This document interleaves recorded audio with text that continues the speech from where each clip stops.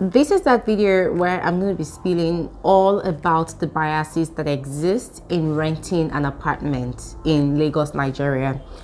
This is also going to be like the last of the series, the mini series of my Lagos apartment struggles. Okay, before I continue, I just want to thank you guys so much for following me through this journey. Yes, if you notice, every day for every new video that I drop, my mood is lifted, and that is because sharing this experience with you guys, it's my own kind of therapy. I'm detoxing my mind, I'm detoxing myself of everything that I went through, and I'm feeling lighter. And I believe that once I share today's video, I am going to be completely liberated from all of that stress.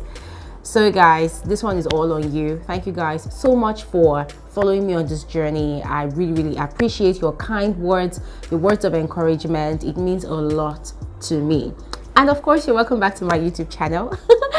For those who do not know me, my name is Glory Elijah, and this is Frankly Speaking with Glory. This is the girl with the T. I cannot wait to start my crazy, savage reviews and critics of Bibi Naija, guys. There's a video I'm gonna be dropping tomorrow, I think. I cannot wait to drop that video, guys. Trust me, the old Glory is gonna be back like she never left. Let's start this video proper. So I'm going to be explaining the biases that exist in hunting for an apartment in Lagos, Nigeria, using a very crazy experience I had. This happened about 3 weeks ago. So talking about biases, it's biases from the landlord or the property owner towards you, the client that's hunting for an apartment. Okay, guys, trust me, the biases are plenty and they are strong, but I'm going to talk about the ones that I personally experienced, and they are in 3 different categories, okay, which I'm going to share, of course. Now, this is how the thing all started. I had hunted for an apartment, I have searched, I've checked online, and the way I was hunting for an apartment, there are 2 major websites here in Nigeria that you can literally find any apartment you want, and these 2 websites are actually legit, you know. So I'll drop the website in the description box below for the sake of those who are interested, but just to say it anyways, I'm talking about Nigerian Property Center and Property Pro. Hey, the owners of these websites, you need to come and pay me for promotion. Anyways, guys, those are the 2 websites I was constantly searching. I would wake up as early as 5-6 a.m. and I'm on that website, I'm searching, because agents normally drop, you know, properties, available properties on the website at any time, especially in the early hours of the morning. So what I usually do was I would go on those websites, I will search, I will find what I want, I will use the key search words, I will find what I want, and then I will get the contacts of the agent, call them, and then we will book for an inspection for that very same day. So that was how I was doing it, so that because the agent I had that were working for me personally, they were very slow, because of course they had their other clients that they needed to attend to. So I was doing this one on my own, and then my lover was also doing for me as well. So wherever he was, he would also search for apartments, and he would send me links and then tell me, oh, this one looks nice, call the agent, blah blah. So that was how we're doing it until I stumbled on this particular apartment at Chevron, Lekki Peninsula. This was the apartment that almost broke my, no, it completely broke my heart, as a matter of fact. Guys, hold up, let me describe this apartment to you, because when I say an apartment broke my heart, you will not believe it. Let me just try, I'm going to try to describe it to you. I did not do a video of the apartment, that's what's paining me right now, because usually when I go check out apartments and I see anyone I like, the first thing I do is I do a video call through to my friend for him to see it, and I also do a video call so I can remember what it looks like. Guys, this apartment, it was a 3-bedroom. And for a 3-bedroom, it was very cheap. Okay, let me not say cheap. It was kind of, it wasn't as costly as what you would expect a 3-bedroom to go for in Lekki on the island. So it was a massive, when I say, guys, massive 3 bedrooms. It was for 2.2 million. Yes, 2.2 million. It was massive. The service charge was just about 280,000 naira to cover for water, treatment, cleaning of a compound, refuse, estate security, blah blah blah. But the apartment itself had its own prepaid meter, and there was a big Meccano generator that uses diesel. So in the compound, there were just like three people. There was the landlord, who was not even based in the country with his family, was based abroad, but only comes into the country only twice in a year. And then there were two tenants. Someone had taken the other one, a family person with kids, and then there was the empty one. I saw that 3-bedroom and I loved it. I told my friend, I said, this is the apartment. So that very day that I saw the apartment, I told the agent instantly, I want it. I want to pay for it. So the agent was like, okay, I have to fill a form, blah, blah, blah. And then I said, no problem, I'll do whatever it is. I just want it. Because guys, as at that time, that was 1 month and 2 weeks already that I'd been looking for an apartment. So I was tired already. I just said, okay, this is it. I loved it. The apartment was looking brand new. Funny enough, someone had actually lived in that apartment, but the person maintained it to the T. Guys, when you see this apartment, it doesn't even look like where someone had lived at all. It was so clean. Guys, it was massive. It had a lot of windows. It was very, very airy. You know, that was sort of like the perfect apartment for a YouTube content creator, because guys, the lighting that was coming into that apartment, it could blind someone's destiny, or it could project someone's destiny. The apartment was so nice. The agent was like, okay, you have to pay some sort of commitment fee. And I'm like, how much? He said, just pay half of the money. And guys, I did. Because as at that time, I had money available, readily available to just pay for apartment. So I paid the money.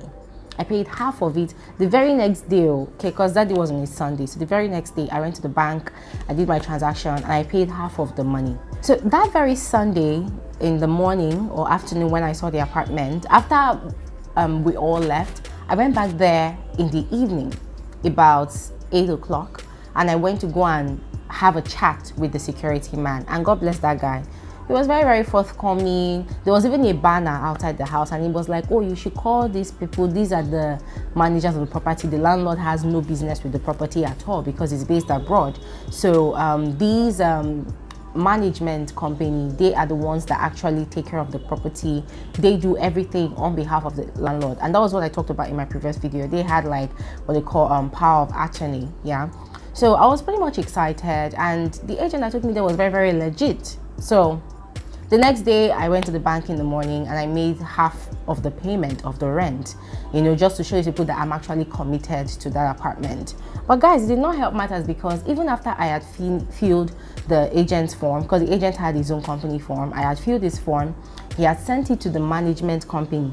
The management company sent their own form and I filled it. Now guys, that very Sunday when I saw the apartment, just because I wanted people to know how serious I was, I had done a video call through to my friend, and I had ensured that he spoke with the agent so that the agent would see his face. Now guys, I'll tell you the reason why I had to go to that extent of doing all of that. Now, the manager of the property had two basic issues with me. One, I'm single. Two, I am female. So he was now, you know, complaining to the agent that, oh, would this girl be able to renew her rent? Will she be able to pay? Blah, blah, blah. She's female, she's single. The man now, just to make a case for me, the man now told her that, no, it's not like she's single. She has a man, like she has a boyfriend or fiance or whatever that can, you know, support her. Guys, do you know what this, I'm sorry to say, but do you know what this stupid, crazy manager asked? And this is one question I will never forget in my life. This is one question that is going to continue pushing me in this life until I meet my goals. This man opened his stupid mouth and said that even though she has a boyfriend, when the man leaves her, when they break up, who will now pay her rent? Like, for real, in this day and age, guys, this thing is making me laugh right now, because even the mere thought of it is, it's very, very comical, very, very hilarious. But as at that time, it wasn't funny. I was angry. I was pissed. I felt offended. God. So the man's problem was, she, being a female, single female, she cannot pay her rent. I'm like, okay, I understand that 2.2 million is actually a lot of money to rent for an apartment, but I am paying this first rent What makes you think I will not be able to pay my second rent? Guys, it was so annoying. It was so, I cried for that apartment because that apartment was really, really spacious. Everything was intact. They even had wardrobes, unlike the other place where I had to make everything from the scratch, you know. So I was pained. They had a fully functional apartment. All I had to do was just to move my things inside. But this manager made a case out of it. And the agent tried to beg him, because the agent was quite an elderly man and a pastor. So the man actually tried to make a case for him, advocate for me, you know. But the management refused. In fact, he stopped picking calls. He did not pick my calls anymore. He had called me or interviewed me, questioned me or asked me about my source of income. I informed him about everything. So for him, he was like, the other people over there, then the woman is a married woman, so she has a husband that pays the rent. How are you going to be paying your rent? I'm like, how is that supposed to be your problem? I mean, am I the first single woman who is renting a very, very expensive? I mean, go to Banana Island. Go to Banana Island and go and see tiny girls. I don't care how they pay their rent, whether they have one man paying for them, guys. But go to Banana Island. At Banana Island, a room and parlor self-contained apartment goes for as much as 8 million naira. I swear, 8 million naira. Go and do your findings. So I'm like, why should my being single be a problem? Guys, that thing offended me. I was pissed. I was angry. I said, you people will not put me under pressure to go and get married. People will not push me to go and do what I do not want to do, because it was just so annoying. And the worst of it all was these people delayed me for an entire 5 days, because the plan was I saw the apartment on a Sunday. I paid the half of the money on a Monday, very early Monday morning. So my plan was in 2 days they would have done all their research and findings about me, and then, you know, they would give me the keys to the apartment and I would move in, and that the weekend of that week, you know, because I planned on staying just for, you know, 5 months at the other place where I was. But then this man just delayed the entire process for me. I was really, really pained. Now, another bias, that was the first bias. So being single, being a female, that's the first bias. And he wasn't the only person that actually extended that negative hand of bias towards me. There were other landlords who had done the same thing. There was this particular one I saw at Nikon Town, a room and parlor, self-contained, or you call it a mini flat, and they said they don't want female, they want a guy. And I'm like, what the hell is wrong with all of you? Why must you want a guy?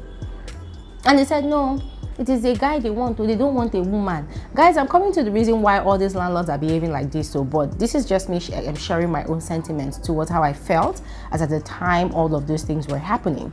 And then there was another apartment again. We only want a Yoruba female. We don't want any other tribe.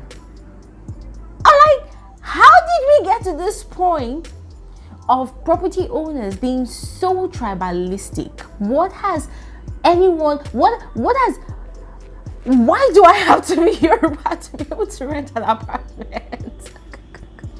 Guys, those were the 3 major biases: my gender, my status, and my tribe.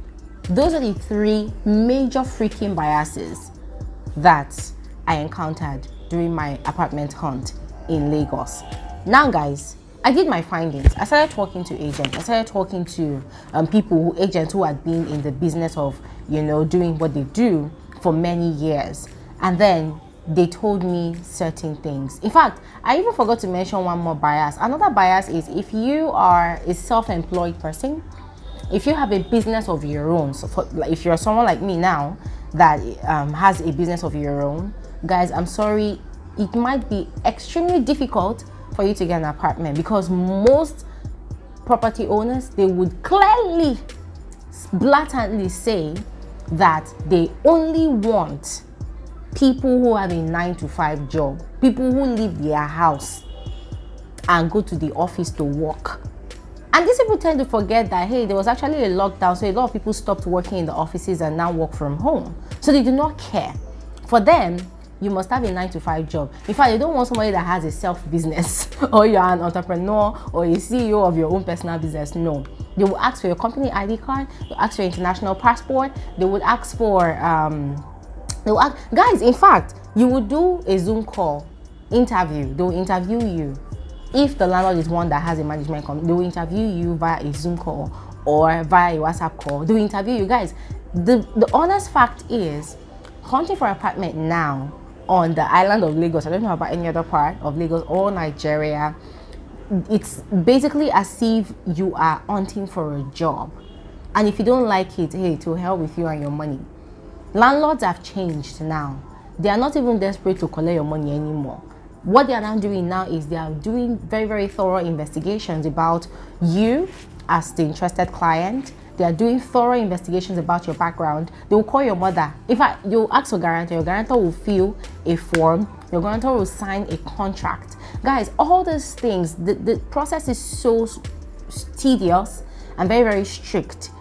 It can be very, very draining. But at the end of the day, I got to understand that, okay, this is why they do what they do. Now, after all the research I did, after all my findings, I discovered from the consensus of the many agents who have been on the field for over 10 years, I discovered that this is the challenge that they too are facing, that the reason landlords are very, very strict now and are being more thorough, regarding the kind of tenants they have in their properties is because of the many house raids and arrests executed by the EFCC, the Nigerian police, the military. They've been going to different apartments from some certain funny intels they get, from certain strange people that, oh, go to this house, you will see Yahoo boys, So they've been raiding a lot of apartments, and at the end of the day, sometimes the landlords of those apartments are implicated. Sometimes it is made to look like, okay, the person that owns this house knows what we are doing, but they gave us the house. So at the end of the day, the owner of the house is implicated. So that's number one. Then number two, I'm sorry to my sisters out there, but this is the consensus I got. This is the feedback I got. According to the agents, most landlords have discovered that a lot of single girls living in Lagos, or okay, let me just use Lagos because that was what they said, that a lot of single girls living in Lagos are kept women. They do not pay their rent by themselves. They have men or boyfriends that actually pay their rent. So initially, when they want to get the apartment, they bring the man. The man is the one that pays the rent, or the man does the transfer to the landlord. And then after 1 year, or in the course of 1 year, if the girl has issues with the man breaks up with her, she cannot pay her rent anymore. So when it's time for the man to collect the second year rent, they will now be going back and forth. So according to the agents, it is a very, very tedious process for the landlords, and they do not want to go through such again.